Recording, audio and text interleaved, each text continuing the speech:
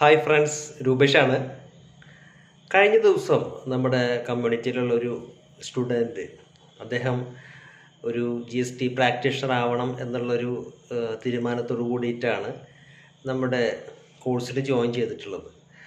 അപ്പോൾ അദ്ദേഹം ചോദിക്കുകയുണ്ടായി, നമുക്ക് ഇതിനെ GSTയെ പറ്റി കൂടുതൽ അറിയാനായിട്ട് അല്ലെങ്കിൽ പഠിക്കാനായിട്ട് ഒരു ടാക്സ് കൺസൾട്ടൻ്റൊക്കെ ആവാൻ താല്പര്യമുള്ള ആളുകളെ സംബന്ധിച്ചിടത്തോളം അതിൻ്റെ മെറ്റീരിയൽസ് അല്ലെങ്കിൽ അതിൻ്റെ അപ്ഡേഷൻസ് എങ്ങനെ അവൈലബിൾ ആവും എന്നുള്ള കാര്യമാണ് അദ്ദേഹം എന്നോട് ചോദിച്ചത്.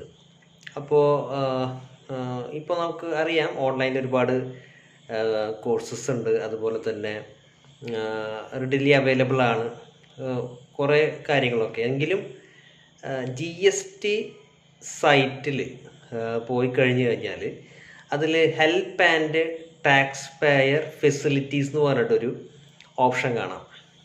ശരിക്കും അത് ഒരു ടാക്സ് പെയർക്ക് വേണ്ട കാര്യങ്ങളെ പറ്റിയിട്ടുള്ള ഒരു ഡിസ്ക്രിപ്ഷനാണ്. അതിലൊരുപാട് കാര്യങ്ങൾ വരുന്നുണ്ട്. ഒന്ന് GST മീഡിയ വരുന്നുണ്ട്, നോളജ് പോർട്ടൽ വരുന്നുണ്ട്.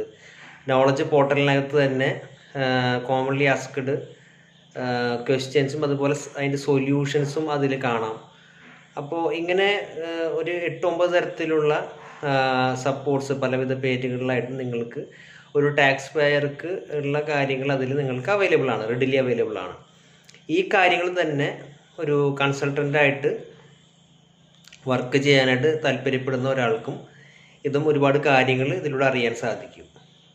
അപ്പോൾ നിങ്ങൾക്ക് ഒരു ടാക്സ് കൺസൾട്ടൻ്റ് ആവാൻ താല്പര്യമുണ്ടെങ്കിൽ ഇത്തരം കാര്യങ്ങളൊക്കെ നമ്മൾ പരമാവധി പ്രയോജനപ്പെടുത്തണം. ബിക്കോസ് അത് കിട്ടുന്നത് അതിൻ്റെ ഏറ്റവും എന്താ പറയുക, ആക്യുറേറ്റ് സോഴ്സിൽ നിന്നാവുമ്പോൾ അത് ഒരുപാട് ഗുണം ചെയ്യും. അപ്പോൾ നിങ്ങൾ GST സൈറ്റിൽ പോയി കഴിഞ്ഞാൽ, GST പോർട്ടലിൽ പോയി കഴിഞ്ഞാൽ, ഹെൽപ്പ് ആൻഡ് ടാക്സ് പെയർ ഫെസിലിറ്റീസിൽ പോയി കഴിഞ്ഞ് കഴിഞ്ഞാൽ നിങ്ങൾക്ക് അവിടെ കുറേ കാര്യങ്ങൾ, വളരെ ഹെൽപ്ഫുള്ളായിട്ടുള്ള കാര്യങ്ങൾ നിങ്ങൾക്ക് അറിയാൻ സാധിക്കും.